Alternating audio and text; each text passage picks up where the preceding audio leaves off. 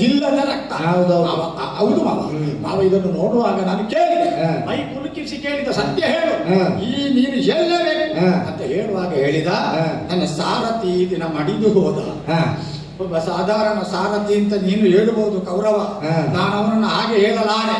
ಯಾಕಂದ್ರೆ ನನ್ನ ಹುಟ್ಟು, ನನ್ನ ವಿಕಾಸ, ನನ್ನ ಬೆಳವಣಿಗೆ, ನಾನು ಪ್ರಪಂಚಕ್ಕೆ ಪ್ರಕಟಗೊಂಡದ್ದು ಒಂದು ಸಾಮಾನ್ಯವಾದ ಸ್ತರದಲ್ಲಿ. ನನಗೆ ಒಬ್ಬ ವ್ಯಕ್ತಿಯನ್ನು ಸಾಮಾನ್ಯ ಅಂತ ಹೇಳುವಾಗ ಎದಕ್ಕೆ ವಿಚಿತಾಗ್ತದೆ. ಸಾರಥಿ ಸಾಮಾನ್ಯ ಸಾರಥಿ ಅಂತ ಹೇಳುವುದಿಲ್ಲ, ಸಾರಥಿ ಸಾಮಾನ್ಯನು ನಮಗೆ ಸಾಕಾಗ್ತದೆ. ನನ್ನ ಯೋಗ್ಯತೆ, ನನ್ನ ದುರದೃಷ್ಟ ಅವನಿಗೆ ಕೈ ಕೆಲವೊಮ್ಮೆ ಚಲಿಸುವುದಿಲ್ಲ. ಕೆಲವೊಮ್ಮೆ ಕುದುರೆಗಳನ್ನು ಬಂದು ನೋಡ್ತಾನೆ, ನೋಡುವಾಗ ಕುದುರೆಗಳ ಕುರಪುಟದ ಶಬ್ದದಲ್ಲೋ ಹೇಷಾವರದಲ್ಲೋ ಏನು ವ್ಯಾಕರಣ ಅಂತ ಅವನಿಗೆ ಗೊತ್ತಾಗುವುದಿಲ್ಲ. ಕೆಲವೊಮ್ಮೆ ಕುದುರೆಗಳನ್ನು ಬಗ್ಗೆ ನೋಡ್ತಾನೆ, ರಥದ ಬಗ್ಗೆ ನೋಡ್ತಾನೆ, ತಟ್ಟಿ ನೋಡ್ತಾನೆ. ರಥಕಲ್ಪ ಎನ್ನುವುದು ಗೊತ್ತೇ ಇಲ್ಲ ಅಂತ ಆಯ್ತು. ಪುಣ್ಯಾತ್ಮ, ಈಗ ನಾನು ಏನು ಮಾಡ್ಬೇಕು ಅದನ್ನಾದ್ರೂ ಹೇಳು. ರಥಕಲ್ಪವನ್ನು, ಅಷ್ಟಹೃದಯವನ್ನು ಕರತಲಾವಲಕಗೊಳಿಸಿಕೊಂಡ ನಿಷ್ಣಾತ ಒಬ್ಬ ಇದ್ದರೆ ಅವರನ್ನೊಮ್ಮೆ ನನ್ನ ಜೊತೆಗೆ ನೀನು ಹೂಡಿಸಿದ್ರೆ, ನಿನ್ನ ಹೂಡುವಿಕೆ ಎನ್ನುವುದು ನಿಷ್ಫಲ ಅಂತ ಅನ್ನಿಸುವ ಹಾಗೆ ಮಾಡುವುದಿಲ್ಲ, ಬಹು ಪ್ರದಾಯಕವಾದಂತ ಹೋರಾಟ ಮಾಡ್ತೇನೆ ಅಂತ ಭರವಸೆ ಕೊಡ್ತಾನೆ. ಈಗ ನಿಮ್ಮಲ್ಲೇ ನಾನು ಕೇಳು, ಈಗ ಕರ್ಣನಿಗೆ ಅಶ್ವಹೃದಯದನ್ನು ರಥಕಲ್ಪವನ್ನು ಚೆನ್ನಾಗಿ ತಿಳಿದಿರುವ ಒಬ್ಬ ಸಾರಥಿಯನ್ನು ಜೋಡಿಸಿದೆ, ಅವ ಹೇಳೋ ಮಾತು ಸತ್ಯಾದೀತ ಮಾವ.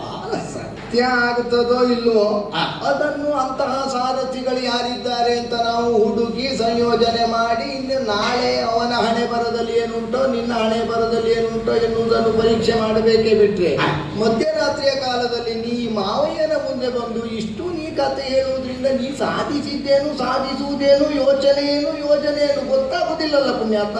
ಅವರು ಯಾರಿದ್ದಾರೆ ಅಂತ ಹುಡುಕುದಲ್ವ? ನಾನು ಪೂರ್ವಾರ್ಥಕ್ಕೆ ಗಟ್ಟಿ ಕಚ್ಚಿ ನಿಂತಿದ್ದೇನೆ. ಈಗ ರಥಕಲ್ಪ ಅಶ್ವಹೃದಯವನ್ನು ಚೆನ್ನಾಗಿ ತಿಳಿದಿರುವ ಕುಶಾಗ್ರಮತಿ ಒಬ್ಬಾತ ಸಾಮಾನ್ಯ ರಥಿಕನಿಗೆ ಒದಗಿದ್ರು, ಅವನನ್ನು ವಿಜಯೀ ಭವ ಅಂತ ಹಾರೈಸಿ ವಿಜಯ ಹೊಂದಿದ ಅಂತ ಘೋಷದೊಂದಿಗೆ ಸಂಜೆ ಬರ್ಲಿಕ್ಕೆ ಆಗ್ತದ? ಕೇಳಿದ್ದೆ, ಆಗ್ತದ ಅಲ್ಲ, ಆಗ್ತದ? ಹಾಗಾಗುದಿಲ್ಲ. ಅದು ಹೇಗಾಗುತ್ತದೆ? ಈಗ ಸಾರಥ್ಯ ಬಲಾಢ್ಯತೆಯಿಂದ ಅವನಿಗೆ ರಥಕಲ್ಪ ಗೊತ್ತುಂಟು, ಅವ ಬಗ್ಗೆ ನೋಡುವುದಿಲ್ಲ. ಆಗಾಗ ಅವನಿಗೆ ಅಶ್ವಹೃದಯ ಗೊತ್ತುಂಟು, ಮಾಡಿದ ತಕ್ಷಣ ಮುಂದಕ್ಕೆ ಹೋಗ್ತದೆ. ಇವನನ್ನು ರಿಬ್ಬನ ರಾಚಿ ಬರುವ ಬಾಣದ ಬೆಟ್ಟಿನಿಂದ ತಪ್ಪಿಸ್ಲಿಕ್ಕೆ ಆಗ್ತದೆ ಅಂತ ಅವ ಹೇಳ್ತಾನೆ. ಅಲ್ಲ, ಆಗುತ್ತದೆ. ಹೌದಯ್ಯ, ಅವ ಸಾಧಾರಣ ಇದ್ರೆ ಆಗುವುದಕ್ಕಿಲ್ಲ. ಅವನು ಅದೇ ನೆಲೆಯಲ್ಲಿ ಮಹಾರಥಿಯಾಗೆ ವಿಜೃಂಭಿಸಬೇಕಾಗ್ತದೆ ಅಂತ. ಹೇಗೆ? ಅದಿಲ್ಲ, ಅವನಿಗೆ ಅದು ಗೊತ್ತಿರ್ಬೇಕಾ? ಮತ್ತಲ್ವಾ ಗೊತ್ತಿಲ್ಲದಕ್ಕೆ ಸ್ವಲ್ಪ ಪಾಠ ಈಗ ಆ ಮಹಾರಥಿತ್ವ ಎನ್ನುವುದಾದ್ರೂ ಅಂತಸ್ಥವಾಗಿ ಇರಬೇಕು. ಈಗ ಭೀಷ್ಮಾಚಾರ್ಯರಿಗೂ ಅಶ್ವಹೃದಯ ರಥಕಲ್ಪ ಎಲ್ಲ ಗೊತ್ತಿತ್ತು, ಮತ್ತೆ ಗೊತ್ತಿಲ್ಲದೆ ದ್ರೋಣರಿಗೂ ಗೊತ್ತಿತ್ತು. ಈಗ ಒಬ್ಬಾತನಿಗೆ ಗೊತ್ತಿಲ್ಲದೆ ನನ್ನಂತವ ಬಂದು ಬಿಟ್ರೆ ನಿಮ್ಮಂತವರೆಲ್ಲ ಕಲಿಸ್ಲಿಕ್ಕಿಲ್ಲ. ಅಲ್ಲ, ಹಾಗಲ್ಲ.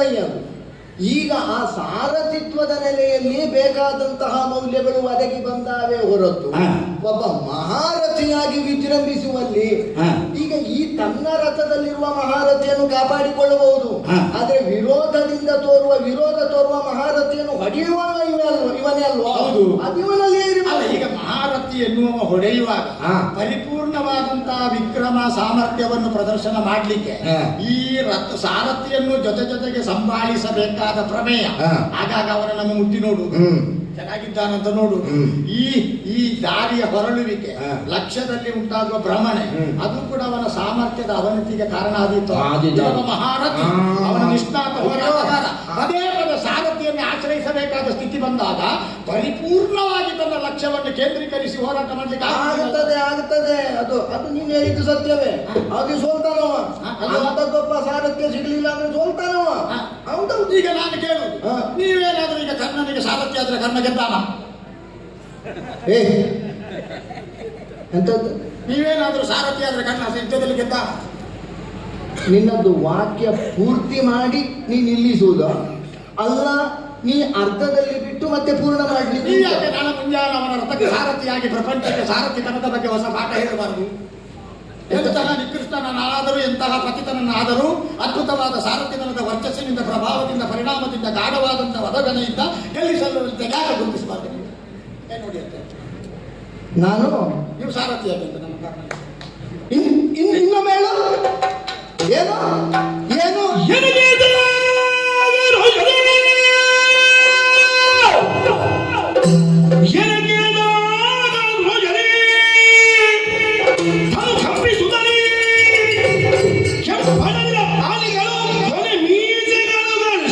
ಧರ್ಜಿಸುತ್ತ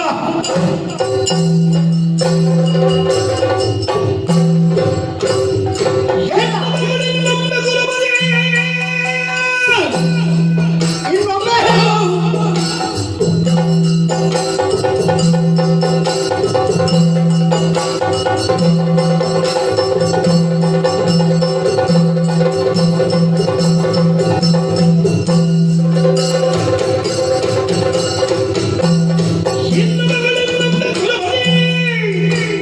ನಿನ್ನ ಭಾವ ನನ್ನ ಚಿಂತನೆ ನಿನ್ನ ಸಿರಿ ಮದ ಹಿಂದೆಯು ಎನ್ನು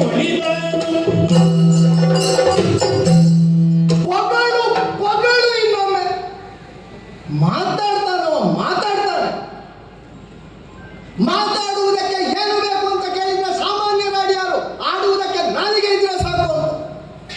ನಮ್ಮಂತಹ ಪ್ರಾಜ್ಞರ ಬಳಿಗೆ ಬಂದು ಕೇಳು. ಮಾತಾಡುವುದಕ್ಕೆ ಬುದ್ಧಿ ಬೇಕು, ಮನಸ್ಸು ಬೇಕು, ಜ್ಞಾನ ಬೇಕು, ಶಾಸ್ತ್ರ ಪಾಂಡಿತ್ಯ ಬೇಕು. ಅದರಿಂದ ಹೊಮ್ಮಿದ್ದಕ್ಕೆ ಮಾತು ಅಂತ ಅರ್ಥ. ಏನು? ಅಕ್ಷರಗಳ ಸಮೂಹಕ್ಕೆ ಶಬ್ದ, ಶಬ್ದಗಳ ಸಮೂಹಕ್ಕೆ ವಾಕ್ಯ, ವಾಕ್ಯದಿಂದ ಹುಟ್ಟುವುದು ಅರ್ಥ. ಕೇವಲ ಅಕ್ಷರಗಳ ಸಮೂಹ ಅಂತಂದ್ರೆ ಟ ಠ ಡ ಢ ನ ಅರ್ಥ ಉಂಟೇನ? ಅರ್ಥ ಹೇಳುವುದ, ಶಬ್ದ ಮಾಡುವುದ? ಹಾಗೆ ಬೀದಿಯಲ್ಲಿ ಹೋಗುವ ಪ್ರಾಣಿ ಪಕ್ಷಿಗಳು ಕೂಗುತ್ತವೆ, ಅದು ಶಬ್ದ ಮಾಡುವುದು. ನೀನು ಶಬ್ದ ಆಡುವುದು. ನೀನು ಅದೇ ಸಾಲಿಗೆ ಸೇರಿದ್ರೆ, ಒಂದೇ ಪ್ರಾಣಿಗೆ ಅನ್ವಯಿಸಿ ಹೇಳಿದ್ರೆ ನೀನು ಆಡಿದ್ದಲ್ಲ ಮಾಡಿದ್ದು. ಆದ್ದರಿಂದ ಪೊಗಳು ಯಾವ ಪ್ರಾಣಿ ಅಂತ ಗೊತ್ತಾಯ್ತಲ್ಲ.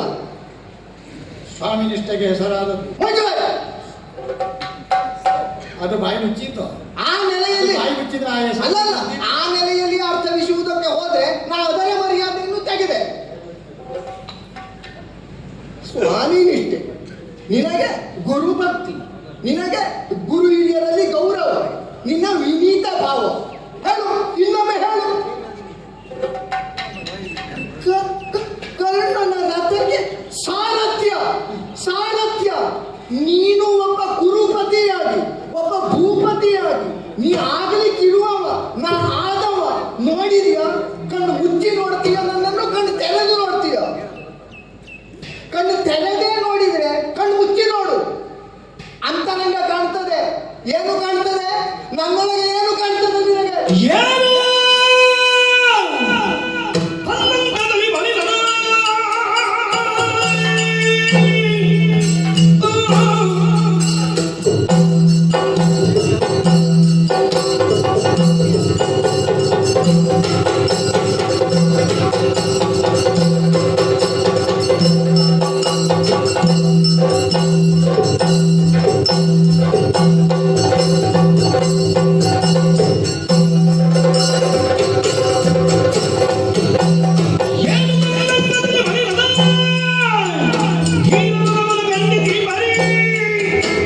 ಮಾನವಂತರ ಮಾತನ್ನುತ್ತಿರುವರೆ ನೀನು ಬೇರೆ ಏನು ಎಂಬಂತ ಅಂತರಂಗದಲ್ಲಿ ಮಲಿನತೆ ಕಂಡೆ ನೀನು. ಅದಿಲ್ಲದೆ ಇದ್ರೆ ಈ ಮಾತನಾಡುವ ಮನಸ್ಸಾದ್ರು ಅಲ್ಲ ಧೈರ್ಯವಾದ್ರು ನಿನ್ನಂತರಂಗದಲ್ಲಿ ಹೇಗೆ ಒಡಮೂಡುವುದಕ್ಕೆ ಸಾಧ್ಯ? ಯಾರು ಯಾರು ಧೃತರಾಷ್ಟ್ರನ ಮಗನಾಗಿಯೇ ನೋಡಿದ್ಯಾ? ಇದರ ಅರ್ಥ ಆಗ್ತದೆ ನನಗೆ. ಹೇಳಬಾರದು. ನೀ ಮಾಡಿದ ತಪ್ಪಿಗೆ, ನೀ ತಪ್ಪಾಡಿದ್ದಕ್ಕೆ ಅವರ ಹೆಸರನ್ನು ನಿನ್ನ ಜೊತೆಯಲ್ಲಿ ಸೇರಿಸಿ ನಾ ಮಾತಾಡಬಾರದು. ಆದರೆ ನೀ ನನ್ನ ಕುಲ ಪರಂಪರೆ ಯಾವುದನ್ನು ಲಕ್ಷಿಸದೆ ನೀ ಬಾಯಿಗೆ ಬಂದದ್ದನ್ನು ಮಾತಾಡ್ತಿ ಅಂತಾಗುವಾಗ ನನಗೂ ಸಂಕೋಚ ಇಲ್ಲವಲ್ಲ, ಇರಬಾರದಲ್ಲ. ನಿನ್ನ ಹೊರ ನೋಟಕ್ಕಾದ್ರೂ ನಾ ಕಾಣುವುದು ಹಾಗೇನೋ? ಏನು ವಯಸ್ಸಾಯಿತು ಅಂತ ತಿಳಿದ್ಯಾ?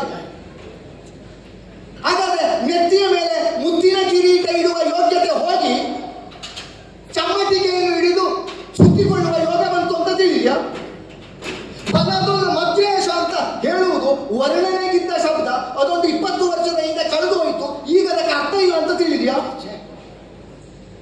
ಕತ್ತಿ ಹಿಡಿದು ರುಂಡ ಮುಂಡ ಚೆಂಡಾಡುವಲ್ಲಿ ಮಹಾರಥಿಯಾಗಿ ರಣಕಂಡದಲ್ಲಿ ವಿಜೃಂಭಿಸಬಲ್ಲ ಶಲ್ಯನಿಗ ಸಾಮರ್ಥ್ಯದಲ್ಲಿ ಕುಂದು ಅಂತ ತಿಳಿದ್ಯಾ? ಹೀಗೆ ಮಾಡಿದ್ರೆ ಹೌದು ಅಂತ ಅಲ್ಲ ಅಂತ ಕಣ್ಣು ಮುಚ್ಚಿ ನೋಡು, ಅಂತರಂಗ ಕಾಣಿಸ್ತದೆ. ವಯಸ್ಸಿಗೂ ಮನಸ್ಸಿಗೂ ಅಲ್ಲ. ಮನಸ್ಸುಂಟು ಅಂತಾದ್ರೆ ವಯಸ್ಸನ್ನು ತಡೆದು ನಿಲ್ಲಿಸಿರಾದರು. ಕೇಳಿದ್ದೇನೆ ನಾನು ಇಷ್ಟು ಬಲ, ಇಷ್ಟು ಸಂಪನ್ನತೆ, ಇಷ್ಟು ನಿಷ್ಕಲ್ಮಶತ್ವ, ಸದಮಲತ್ವ ಇಲ್ಲಿ ತುಂಬಿರಿತ್ತಲು ನಾ ಕೇಳಿದ್ದೇನ? ನನಗೆ ಅದು ಬೇಕು ಇದು ಬೇಕು ಅಂತ ಇಲ್ಲಿ ಬಂದ ಮೇಲೆ ಕೇಳಿದ್ದೇನೆ ನಿನ್ನಲ್ಲಿ? ಕೇಳಿಲ್ಲ ಅದು. ಮತ್ತೆ ಮಾತಾಡ್ತಾನವ, ನೀ ಚುಚ್ಚುವಾಗಿಲ್ಲ ಗೊತ್ತಾಗ್ತದೆ ನಮಗೆ. ಏನ ನೀವಿರ್ದು ನಾವಿದ್ದದ್ದು ಇದಕ್ಕೆ ಅಂತ ತಿಳಿದ್ಯೋ ನೀನು? ನಾವಿದ್ದದ್ದು ಇದಕ್ಕೆ ಅಂತ ತಿಳಿದ್ಯೋ?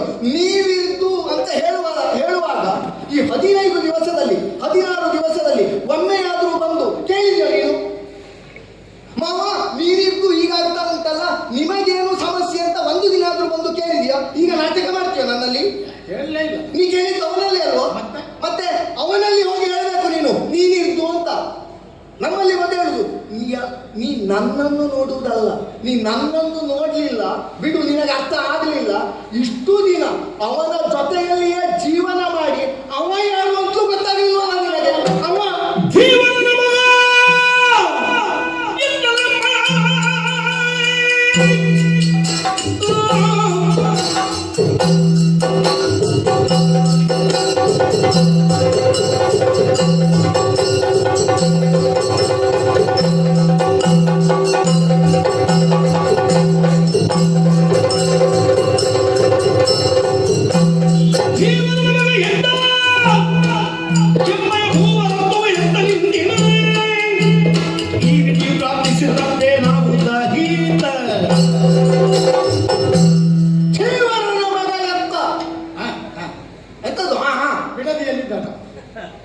ಅವ ಅಲ್ಲಿಯೇ ಇರುವುದಕ್ಕೆ ಯೋಗ್ಯ.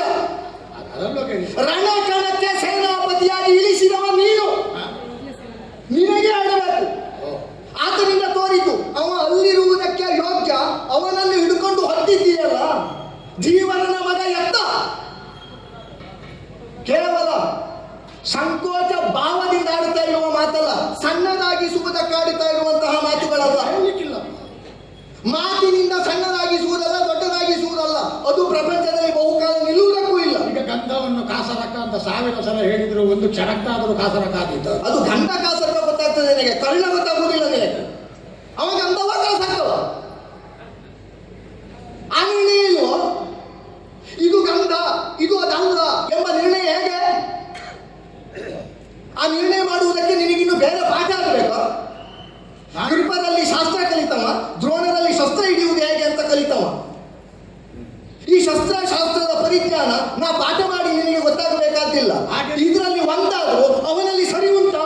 ಅವರು ಕಲಿಸುವುದರಲ್ಲಿ ಕೆಲವು ಪುಟಗಳು ಪೂರ್ತಿ ಆಗದೆ ಹೋದರೆ ನೀವು ಪೂರ್ಣ ಮಾಡಬಲ್ಲಿರ.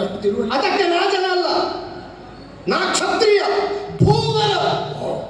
ನಾ ಪಾಠ ಮಾಡುವುದಕ್ಕೆ ಅಧಿಕಾರ ಇದ್ದವಲ್ಲ ಅಂತ ಹೇಳಿದ್ದು. ನೀವು ಆದರ್ಶವಾಗಿ ಕಾಣುವವರು ಮಾತ್ರ, ಪ್ರಾತ್ಯಕ್ಷಿಕವಾಗಿ. ಹೌದೌದು, ಆದರ್ಶವಾಗಿ ಕಾಣುವವರು. ಆದರ್ಶ ಅಂತ ಹೇಳುವುದು ಆದರ್ಶಕ್ಕೆ ಕಲ್ಲೊಡೆಯುವುದು. ನಾನೆಲ್ಲಿ ಮಾಡಿದ ಆದರ್ಶ ಅಂದ್ರೆ ಕನ್ನಡಿ ಅಂತ ಅರ್ಥ. ಆದ್ರಿಂದ ನೀ ಎದುರು ಬಂದು ನಿಂತ್ರೆ ನೀನೇ ಕಾಣುವುದು. ನಾನೇ ಕಾಣಬೇಕು. ನಿಮ್ಮ ಹೃದಯದ ಕನ್ನಡಿಯೋಳು ನಾನಲ್ಲದೆ ಮತ್ತೊಬ್ಬ ಕಾಣಬೇಕು. ಅದು ಕಲ್ಲು ಹೊಡೆದು ನೋಡುವುದಲ್ವಾ? ನೀ ಕಲ್ಲು ಹೊಡೆದು